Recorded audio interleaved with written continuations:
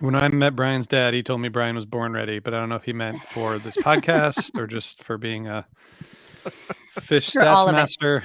Maybe For all of all it. of it.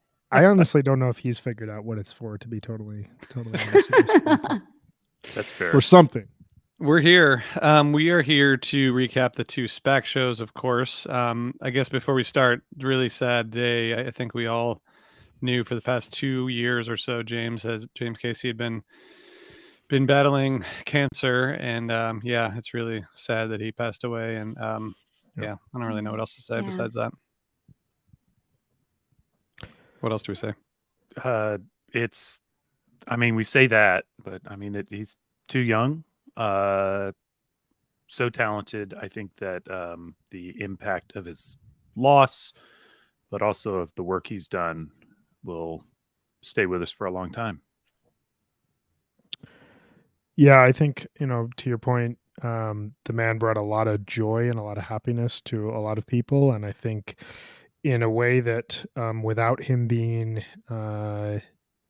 in Tab and having the exposure that he had, I don't know if I would have heard his music, and that's a real shame, but it's also a real joy that Trey was able to bring his artistry and his interpretation of music to us. I mean, I saw him 6 months ago playing with Phil and Friends, where he had an amazing vocal solo on Eyes of the World that just like cracked the entire room in half. And he was an incredible musician and seemed like an incredible person. And I don't know, it's a really, really sad day. Yeah, the first time I saw James was at Brooklyn Bowl, and he was about 10 feet away from me, and I was completely blown away by his stage presence. I think that's something that just really stood out about him, is just the way that he was able to connect with an audience, and the chemistry between him and Jennifer and Natalie is just so intense and amazing and special. It's one of those magic kind of groups of performers. They just seem to perform as one, and that always just stood out to me. And the last time I got to see him was at Mohegan Sun during the Goose Tab run, and they came out during Goose's Fish in the Sea. The horn section did, and it was the only time they did that on the run, and I felt so happy that I was there for that, because I was dying to hear them play with Goose, and they seemed so excited, and the Goose guys were so thrilled that they were on stage with them, and they just completely just owned that arena. It was magic, and I'll really miss seeing him, and I know that Tab is never going to be the same without him. He brought a lot to that band. Yeah, Trey's post on Instagram today, people should check it out. I'm not going to try to read it here, but he spoke to that the connectedness of the horn section and how beautifully they all played together and worked together, and of course to sending love to his family, which I think we all do as well. Brian, you mentioned him playing with Phil and Friends recently. I think that was something that surprised me a little bit when Phil announced he was going to have the Tab horns. Not any sort of like, it's just, I was surprised by it, and I really love the results. I actually went back and listened to some of the Capitol Theater stuff today, including In Eyes of the World, and beautiful Dear Prudence that he sang on back in March. That's great stuff. Yeah, I mean, I think, obviously he was a great musician and great guy. I mean, really great guy. We got to interview him for Alive Again, and Matt and I actually had several Zoom calls with him about a podcast that he was thinking about doing. This is before he got sick. And he had a lot of wisdom to share, but he also wanted to bring other voices to the fore, and use like kind of the jam band connections that he'd made to highlight other musicians that he had worked with and other artists. And it's really great. There's one story that we were texting about that we have his whole interview from Alive Again, which maybe we can post at some point. But he told a story about how when he was first approached by Tab or by Trey. I mean, he, just like most people who have told the story of being approached by Trey to play with them, and they just get a random call and it's like, hey, it's Trey, you want to play in my band? Like, that's what happened to Marco. It's what happened to like so many people. But I think he heard from Jen that Trey was gonna contact him, and he was like, cool. And then he was like, I don't know who that is. And then he got a message, and a voicemail when he woke up, and it said, "This is Trey. I'm in this band called Fish, and I want you to join my personal band." And he said he like listened to the message and went back to sleep. And then when he woke up, he called Krasno and was like, "Some guy named Trey called me." And Krasno talked about this in Alive Again. He was like, I was like, dude, of course, like this is like the opportunity of a lifetime. Like you have to do this gig. So he was like, okay, Right. great. He was like, I'll do it. It's just really funny. It shows like Trey's great at bringing people in from outside of his world and our world. And James was amazing, really amazing. His talents and his presence will be missed. And we put a link last week to his GoFundMe page. Obviously, his family, and there's so much complication, I think, that comes with something like this. So support that if you can. But yeah, sad to talk about the news. But my thoughts go out to his family and to his musical family. Like I think Jen and Natalie and James had like a really pretty tight thing. So hope they're all doing okay and dealing with this all right. But yeah, I guess now we can talk about the joyous concerts from this weekend. Yeah, it's a hard transition. But yeah, there was some good music, and what better way to kind of lift our spirits than to talk about good music. There were, what they played 2 shows at SPAC, and they were I think I expected them to not be bad in any way because Fish is playing really well. I think my expectations were more than met. I think they came out and really delivered. And I think that sets up a great weekend ahead for Brian and all of the lucky people who will be at Dick's. Yeah. I think we should also say these were benefit shows to raise money for the floods in Vermont that happened. Vermont and part of New York State, July 9th, I believe. And Jonathan, you sent over the image of them with the New York governor.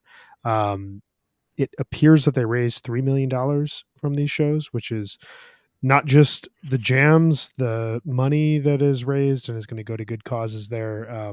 Pretty amazing stuff for them to take this on, do what they do best to give back as much as possible, while also from a, just tour cycling standpoint, give them 2 shows under their belt before they come out west here for Colorado. Yeah, I just want to I'm getting ahead of myself, but I'll just do it anyway because I already started. But I didn't listen to night 2 until this afternoon, and like after hearing this news about James and then listening to the Derek Truck sit-in, it was sort of like it's just such a beautiful segment of music. It's really, so if you haven't listened to it today, you should go back and listen to it again. But and we'll put the link in the show notes to the Water Wheel stuff and to the GoFundMe. Yeah, I mean, I guess so. There were two kind of pre-show sets with just Trey and Paige, and I think Jenny, she was at both of those, and she wrote about them for Fishnet. She had like the best. She had like the ideal Fish fan experience this weekend. She, so happy for her. I know, me too. She was like front row for everything and just having a blast, and it seemed like really great. But is there anything notable that you guys know? I know I haven't heard the audio from those. I don't know if they'll get posted or not, but it seemed like they kind of, Trey and Paige ran through a bunch of songs. It sounded like it was pretty intimate and pretty emotional. But do you guys hear anything else about those opening sets, or anything to say about them?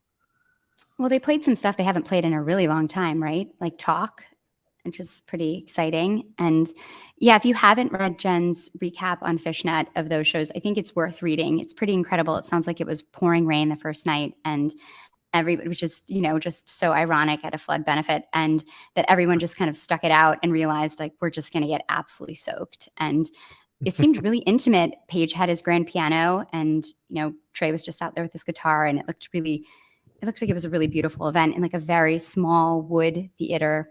She said it looked like something that like a children's theater would have performed on in the summer. So I would definitely read those. It just really gives you the vibe. Jen did a great job with those.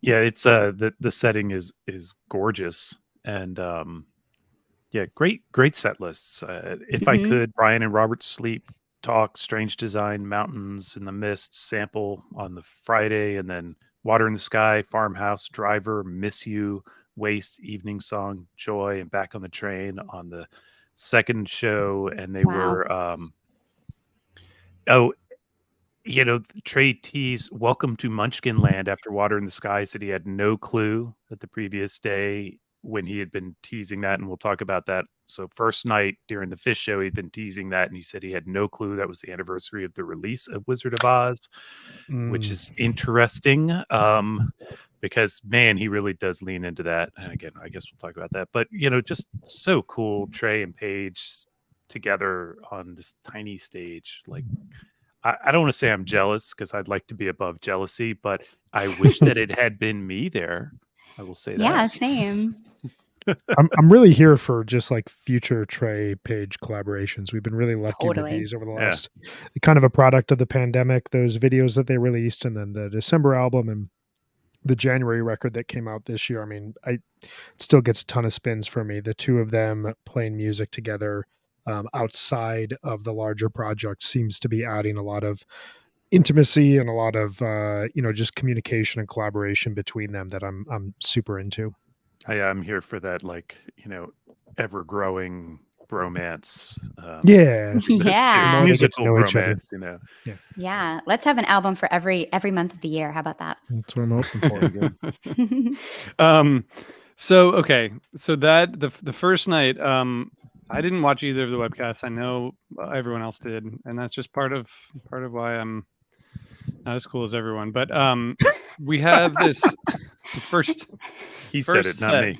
First night, Friday night, Kill Devil Falls, Moma Dance, Ocelot, The Wedge, Maul into Punch You in the Eye, Sand, Rock and Roll. There's a couple things that I think you all had thoughts about in the first set there, but this is the first Punch You in the Eye of 2023, which was notable, and Almost a year. Yeah. almost a year. Dick's I don't- last year. Last year, yeah. Mhm. Megan, what Crazy. was your take on this set, and what were your highlights? I really liked this set. I thought the MoMA was awesome. It really gets out there. It's really, really pretty. It kind of like hints and flirts with like some really beautiful moments. I thought it was great. And I always love MoMA, but I thought it was nice. And then I think I think I texted you guys about this. I have a confession to make. I think I like this song. Mm-hmm. I think it's good. I'm aghast. It's a good song. It's catchy. I found myself kind of like moving along to it on the couch, and I was like, wait, is this Maul? Am I dancing to Maul? Because I like it.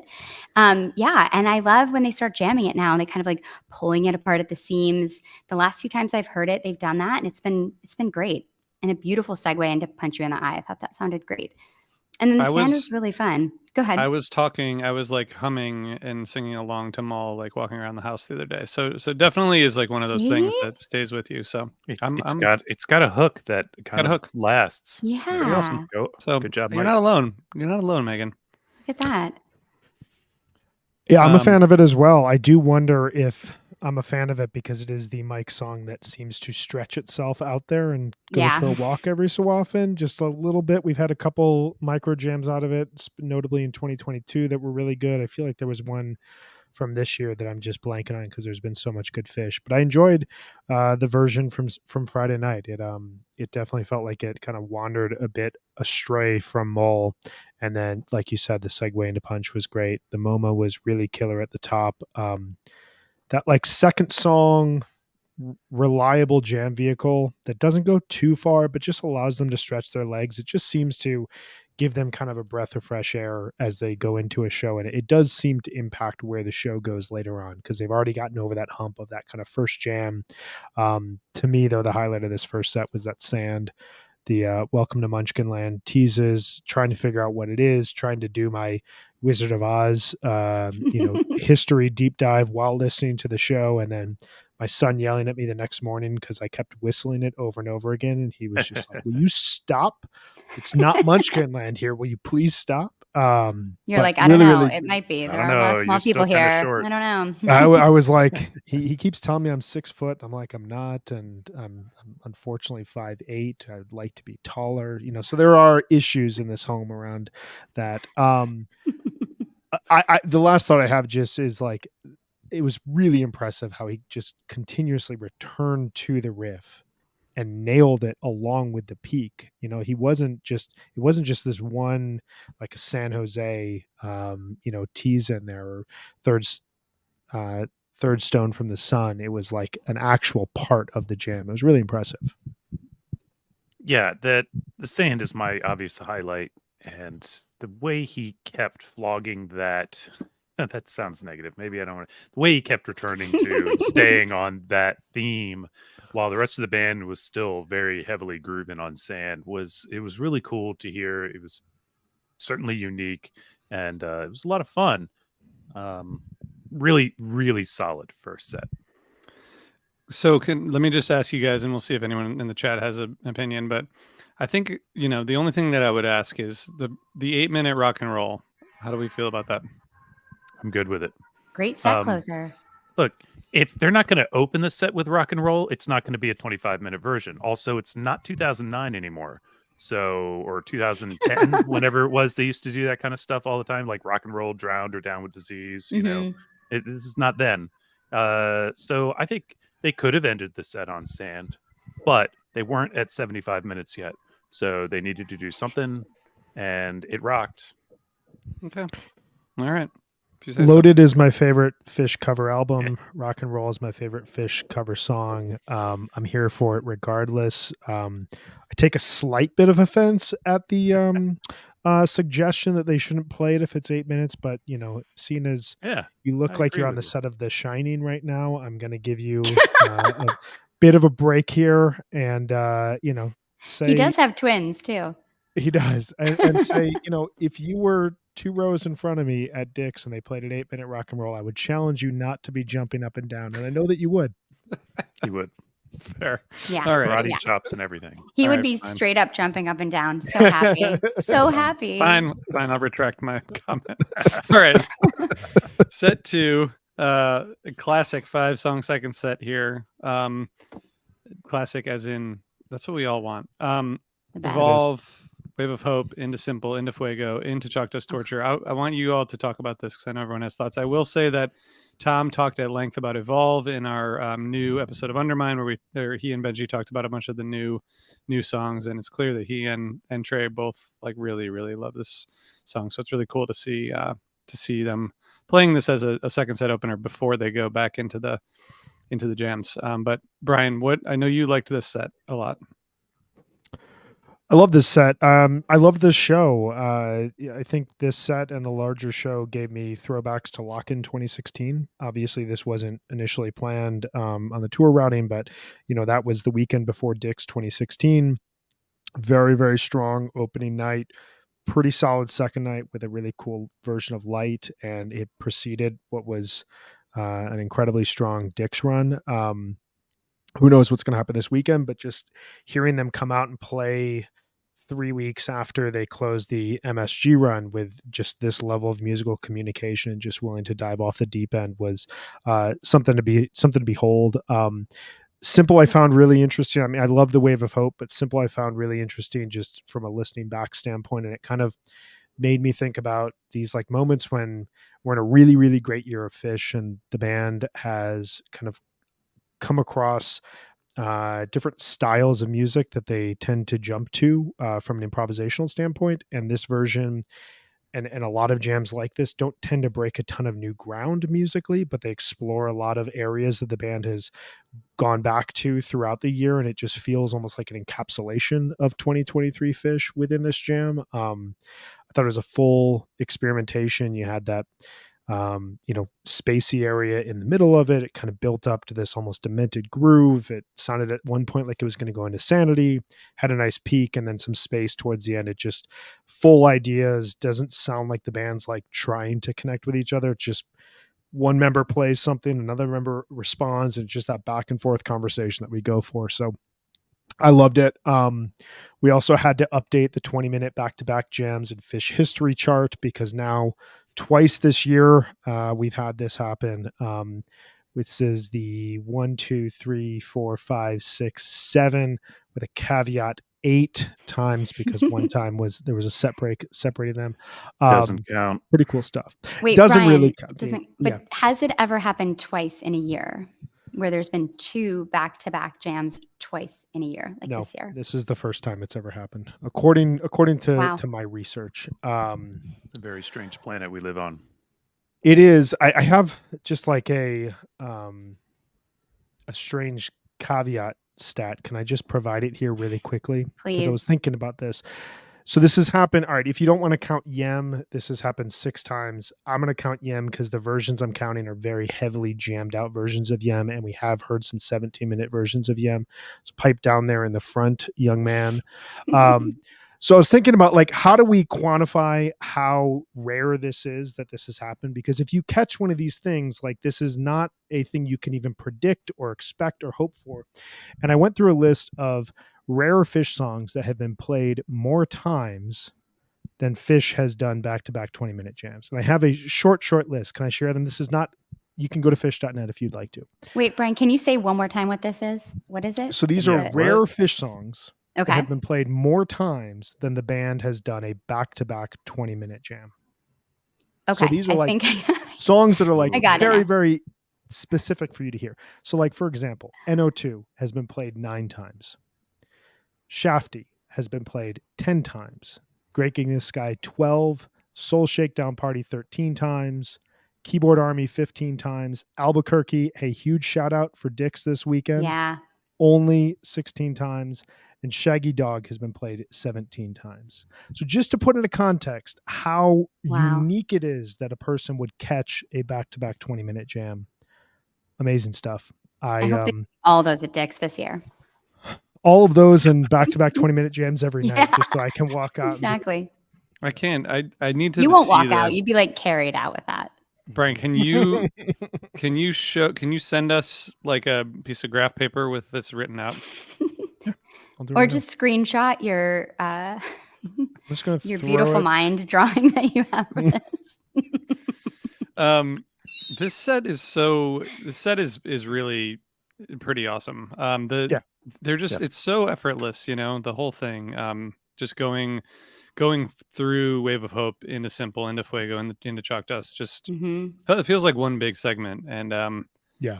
really, really pretty great. And Brian, you said that I was in The Shining, and I just want to defend this. I'm at this house. This Remarkable house was built in hallway. 1963, and these are the original composite wood walls. That's this room. I love amazing. it so much. They That's don't make it like awesome. they used to. No. They don't. It's a very classic looking room. I like it. It's also, But a Stanley long and Kubrick would ominous, have loved it as well. a long and ominous hallway behind me because I just moved the desk today.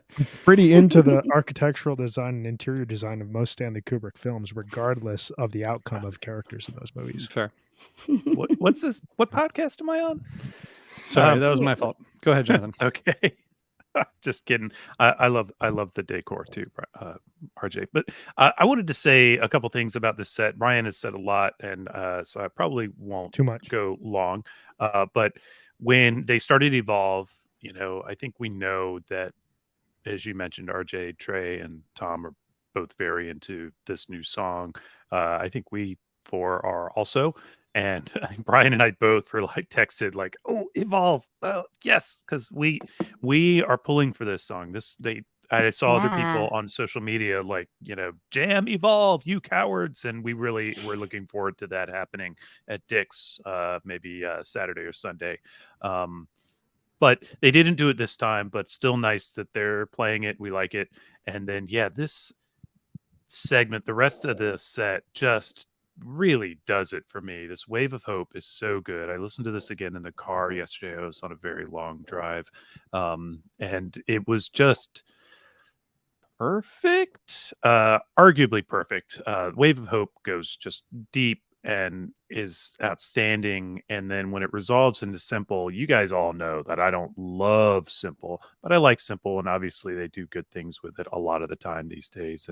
And this is one of those, and it's just an outstanding version, kind of crazy, and they decay into this great deep silent space. And I remember watching the stream, and you could hear Trey start Fuego very quietly. Mm-hmm. I was like, Mm-hmm. oh shit. And it was outstanding. Now, it wasn't a big like man Fuego or whatever, but it was still perfect. I think Fuego itself, just as a rock solid song without type 2 jamming, is a good psychedelic piece of work. Excellent modern era Fish music, and this was a really good version of that. And then the Chalk Dust is absolutely unhinged. Oh my Like, God. you have your high energy rock song closer, and then you have this completely unhinged Chalk Dust that's just like trying to fly apart at all the wrong moments, but just perfectly and with utter control. It's wow. It is maybe one of my favorite Chalk Dusts in a long time. And Yeah, it that surprised goes me. up against like some of the long versions too. I like this a lot. Yeah, I think this set in general is just exactly what I want to hear from Fish. It flows perfect. It doesn't matter what songs are played. They're played with like interest, inspiration. I think the simple jam, what I loved about it was that the beginning of the jam was super juicy sounding, like super liquidy. It just had this like really kind of slippery feeling to it that I just loved. And you could hear them playing an idea and then someone would repeat it back and then they kind of stretch that out and layer on top of it. And then I loved it got really dancey and effortless. And then they found themselves in that like really ethereal space and it got super quiet. And Kuroda was doing those like pinpoint lights that he does now, those like tiny little lights. And it's so patient sounding, really like washes a soundscape. I just wanted them to stay in that forever. I was like, don't stop, just keep going. It was so beautiful. I love the last like 30 seconds of this jam. I could just listen to on repeat. It was so great. And then, like you were saying, Jonathan, the Fuego creeps out of it. And every time I hear Fuego now, I'm super pumped. I mean, MSG Night 2 this year, the Greek this year, Dick's last year, Merryweather, last year, the April run, like Fuego is heavy hitter now, like really like throwing in some awesome, awesome versions. And this version was great. Paige sounded incredible on the piano, just gorgeous. And the interplay between him and Trey was amazing during Fuego. And yeah, this Chalk Dust, though, like it's wild. Trey sounds completely possessed. The end of it is just, it's incredible. And I think that's the perfect set closer. And then come out with Velvet Sea and like bring everybody down to that, just like, these lyrics, like everybody knows, but they're so beautiful and raw and like the perfect thing after like a wild Chalk Dust. And then, of course, Santos, the best, like send you out of the arena happy. Great show. Yep. So okay, so Great then show. so then they played again the next day, which is crazy. So we had That's another. absurd. Why would I they know. even do that? I mean, after such a Wow. good show, like we're gonna just try again. God. Mic drop. We had another Trey Page kind of mini acoustic set before, as we mentioned, and then the set one. I think you guys, Brian and Jonathan, were texting about this song choices in this set: Free, Wolfman's Maze, Sigma Oasis, Pillow Jets, Tube, Into Twist, into Harry Hood. What do you So- get? What do you got? We were, I think, I don't want to say puzzled, but we were like, these are unusual song choices for first set. Even though sets don't matter, we've covered this ground around here a lot in the past couple of years. It did seem a little odd, but it became clear in the second set that they had so much planned. Basically, your fourth quarter for you sports people, the second half of second set had something special in mind. So they wanted to make sure they covered certain ground, like Harry Hood and a twist and things like that. That I guess Jay was feeling SPAC deserved. So they went out there and they did it. And what a great and special first set. Nothing goes especially long. The tube is I don't know how this tube is only 6 minutes. It felt like Trey got right out there and weird with his effects on the jam. Mhm. Super dancey, great version. Free, open, didn't go long, but it was it was rocking, great opener. I mean, it's kind of the same for everything. Sigma Oasis is just about is almost the longest song. Harry Hood being the actual winner here, but if you care about duration, but yeah, great, really solid set. I was very excited to get into set 2 after this one. I had a great time watching it and listening to it. Yeah, I thought this set, like, it's interesting because there's nothing really expansive the way that the MoMA or the Sand were from the night before, but everything's played really well. And to your point, the Tube is very contained, but has some really exciting moments. Pillow Jets, I think, was only about 7 minutes long and has this beautiful closing jam that is one of my favorite new songs that has been played. The song segment is really, really nice, really pretty. Kind of sounds like what the title is. It just has that like feeling that you see it on paper and you like can hear how it sounds, and it sounds that way. And then the way it just opens up into almost a jam space, the way that Discern used to back in 2003, a song I would love to hear them bring back at some point in time, but that just open air soundscape type of jamming. But yeah, to end it with Tube, Twist, and Hood definitely threw you off a little bit in terms of the what set are we in, what songs are being played. But I think that's a good thing. I think to your point, Jonathan, 2021 kind of ended these songs get played in this area. It's kind of everything gets played in any part of the show based on what the band's feeling, and that adds a bit of uncertainty to the structure of sets, and you feel a little bit off kilter from time to time in a good way. It's surprising often, whereas you go back even 4 or 5 years and there were a few more predictable moments in terms of this song belongs here versus this song. And so I thought it was really nice. And yeah, it also it made a lot of sense once as we get into it. The second half of the second set unfolded, and it was clear that certain songs just were not on the chart to be played at that point in time. Yeah. I thought it was a great first set. I thought opening with Free, give me all the 4.0 Frees. Like, this song is crunchy now and funky. I feel like this is where they really tap into their 97 vibes, and I'm loving it. Trey always puts the effect pedal to good use. This like perfect opener, super groovy, nice Wolfmans. And I just want to shout out Trey's singing during Maze.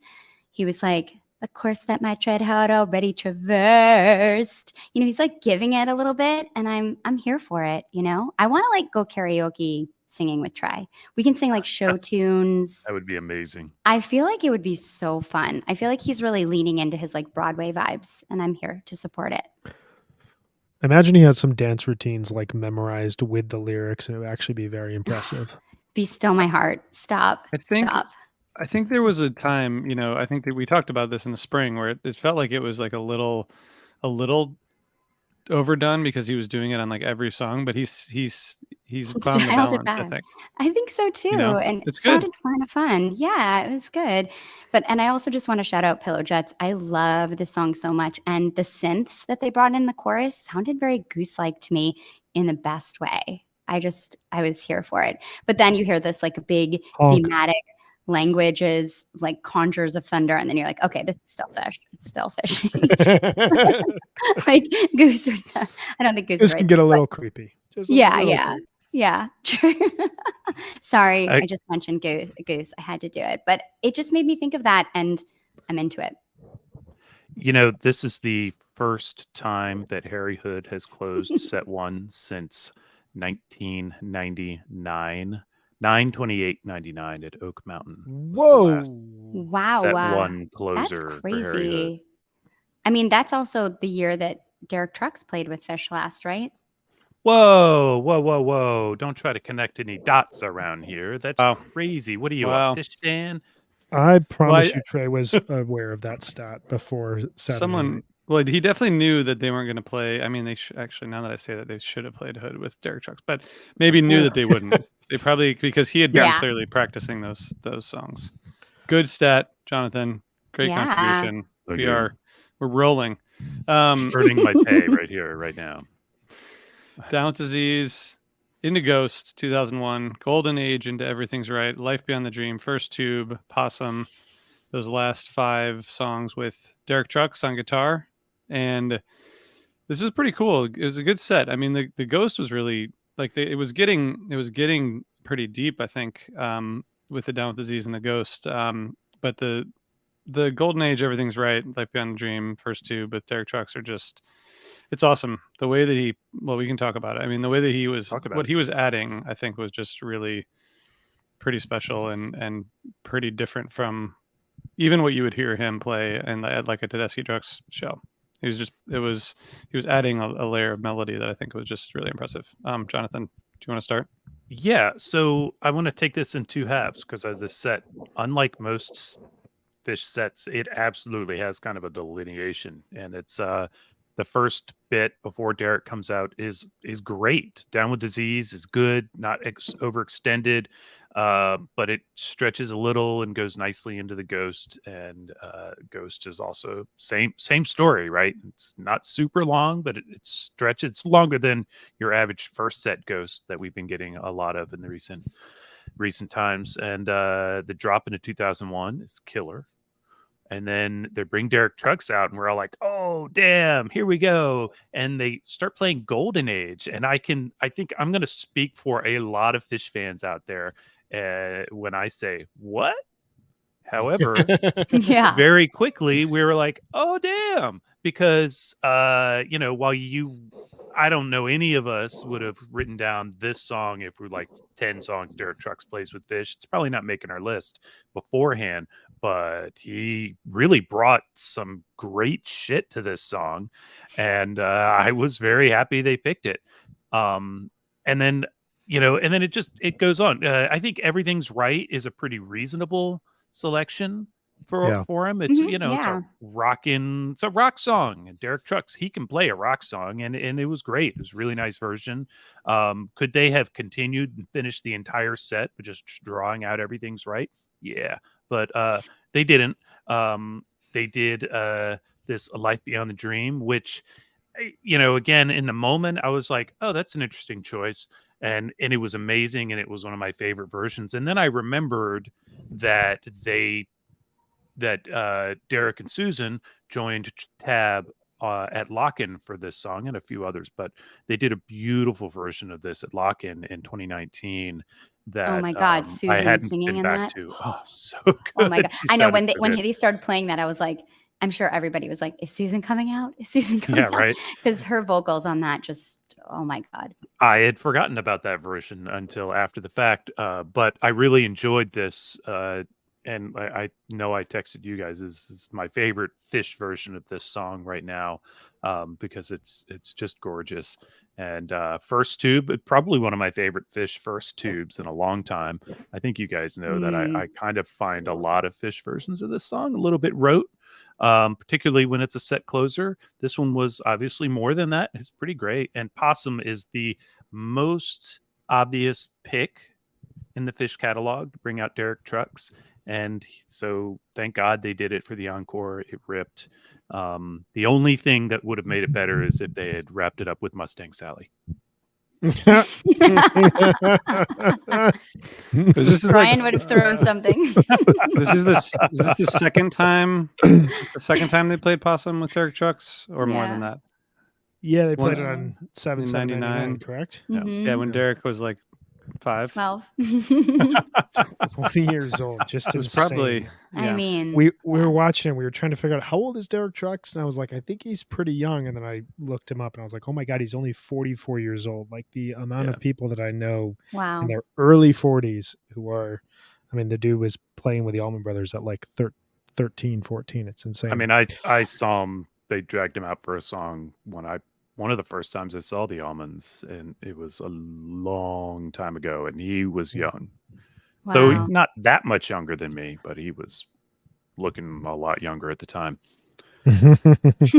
Yeah. I think you're spot on with everything. I think Golden Age and First Tube were not two songs that I would have expected them to play with Derek Trucks. I thought he added some really cool elements to it. Oh yeah. Everything's Right seemed to be like kind of the capstone of like, here's Trey and Derek kind of going back and forth, and it was that kind of duel, and it was the type of thing you just don't see with Trey at a lot of Fish shows. And it made me think about how both special it was to be witnessing this, and I'm sure for everyone there, like to, to just look up and see Derek and Trey go back and forth, and really Trey, hang in a way that when he played with Tedeschi Trucks back in 2019 when he covered Derek and the Dominoes' Layla, the whole album, which was a great set. Trey was he's a different guitarist right now than he was 4 years ago. This was a really this has been a very strong year for him, and for him to really hold his own on a lot of leads was really cool to watch. It also made me think about how special it is the way Fish plays just themselves, and that we don't get this like back and forth. You take a solo, now you take a solo, now we change keys, and you take a solo. Like, it's very much of an intertwined conversation. So I was listening to it, both an appreciation of the moment and also the appreciation of how hard Fish works to make their jamming about this conversation and this very democratic process. A Life Beyond the Dream, though, I mean, that reminded me of the Bob Weir sit-in on Miss You, where I don't know. Yeah. And I was texting with a good friend about this who is not as big of a fan of the recent ballads out of Fish as I tend to be.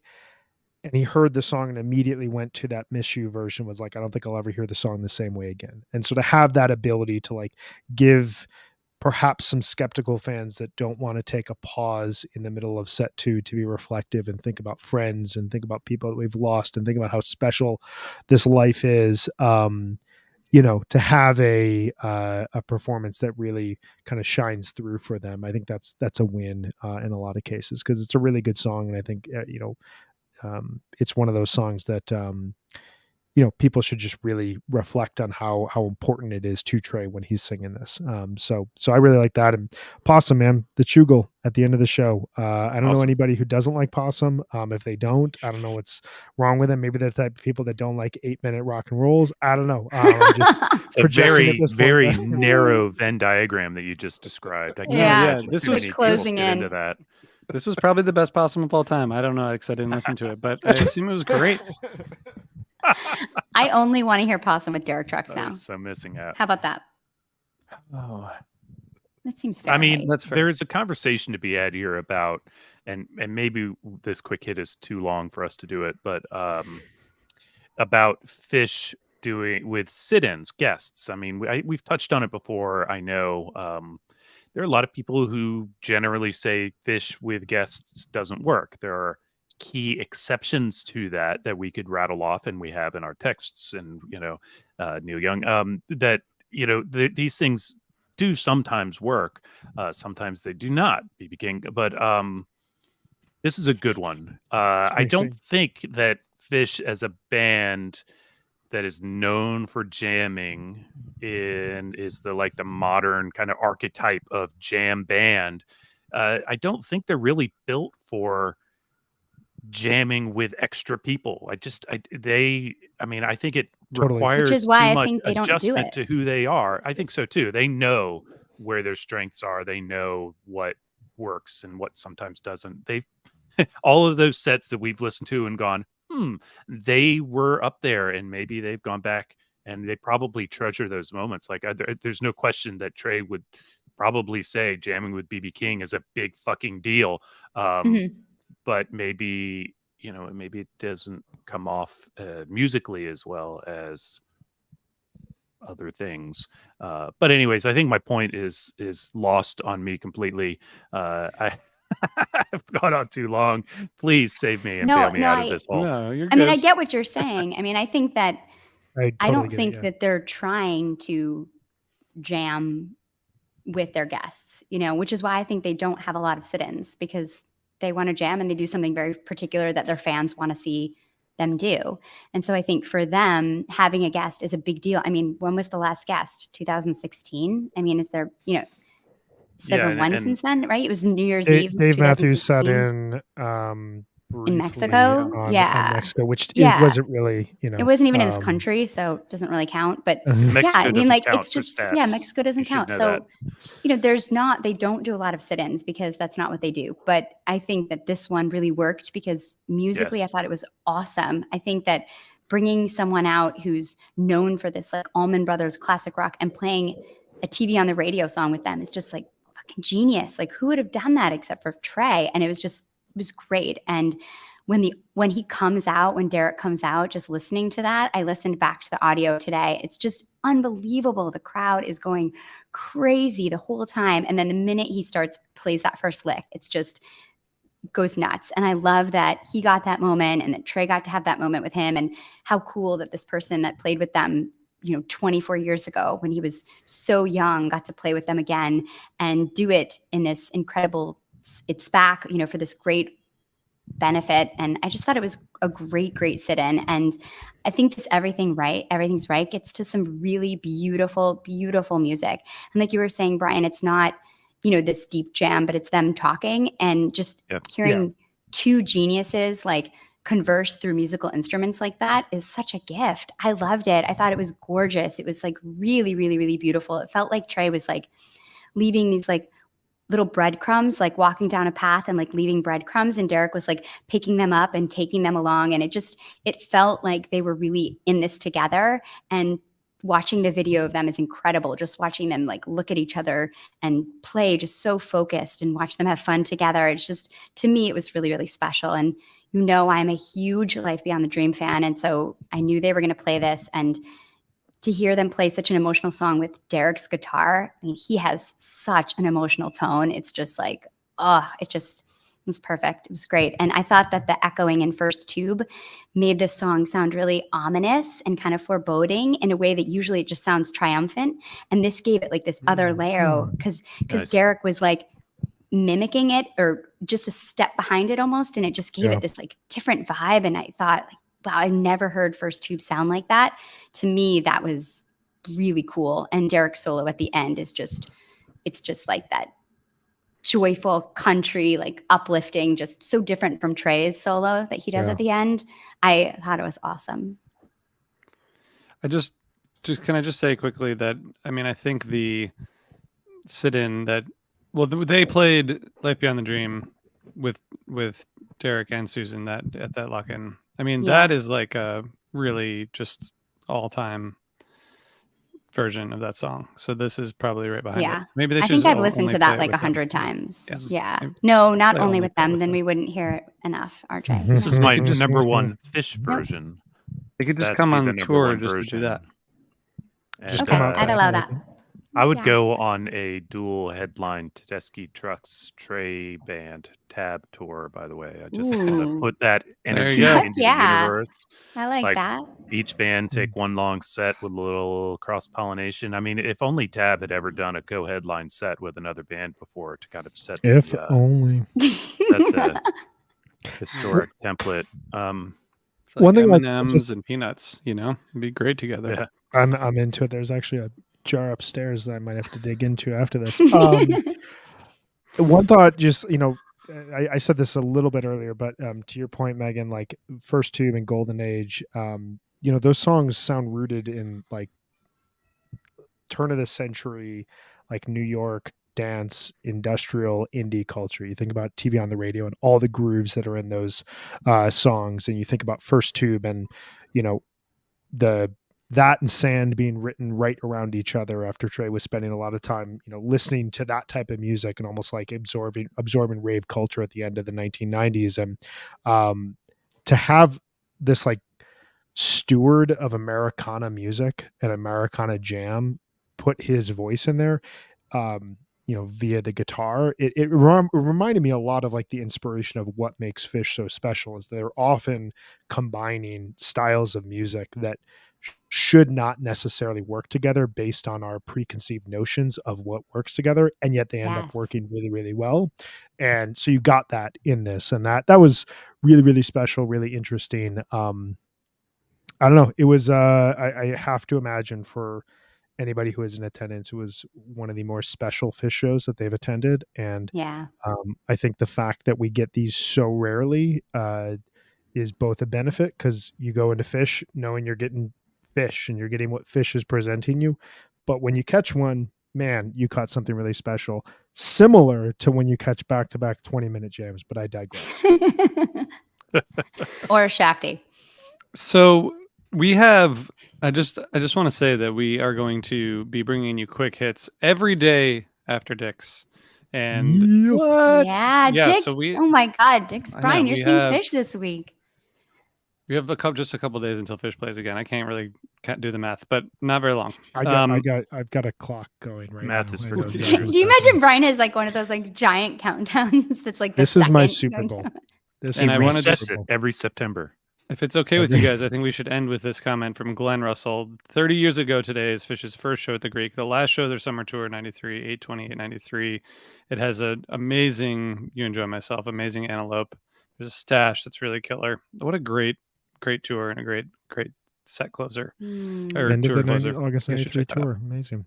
You guys Can should I check actually that out. end with 2 very quick points? Yep. Yes. Thank you. Dick's Planning. For anyone who's coming out who has not been to Colorado this year, it has been a very rainy summer. Right now, the forecast looks amazing. It's absolute bullshit. I promise you, it will be hot. But please, please, please bring some long sleeve shirts, maybe a flannel. Some of us will be wearing flannels. It will rain at least 1 or 2 nights. I promise you. Okay. So when you put that nice flannel on before the second set of Saturday, and you're like at perfect temperature for the show, just know that I gave you that heads up. And also, Can I just add a caveat to that first point? Because the last Please. I 5 have a times you've follow shown on here too. after the last 5 times you've told me to bring a long sleeve shirt to a Fish show, I haven't done it once, and I've been great. well, I didn't your listen to face, anything my parents said either, and I turned out okay. So I'm just trying to be helpful here. I appreciate it. I would I'm just- also like to add for any people who don't regularly go to Colorado, or God help you, haven't been and you're going for Dick's this weekend, the thing that you should really remember is hydrate. Yes, please. It is very dry, and we are very high up. That is not a pun. Wow. Lastly, I checked fish.net today for different purposes, and apparently Saturday night is the 3,000th fish show that has at least been That's documented. crazy. So I don't think that Fish is going to acknowledge that at all. I doubt they know, but I am putting it out there in the world. It's a pretty Wow. special thing, and incredible perp. I will look for you as well, and I will give you a high five and a Hell hug for yeah. being such an amazing creator of banter and thoughts in the comment section. So much fun. Wait, but can I yeah, just say really that when excited. I met the Incredible Perp at AC last year, I told him that we had a theory that he was actually Trey, because like he knew all this stuff, and he loved it. That's I was awesome. like, dude, wait, you're not Trey. That's Damn amazing. it. Wait, he's not? No, right. sorry. Well, thank you, Incredible Perp. Thank you, Fish, for 3,000 shows. Pretty amazing. Seriously, I've it's listened to incredible all of them. stuff. Some of them are was good. fun. 2,998 so far. Most of them That's are fine. true. I guess we'll keep talking 97? about I don't them. know. Math. All right. We'll see you guys back here on, I guess, Friday morning, right? Wow. Yes. Friday morning. Yeah, We will be here. Ryan, have fun on Thursday. We're happy for Thank you. you. Thank you. I will probably be texting with you guys a little bit. I hope so. Probably. See you guys soon. See Goodbye. y'all.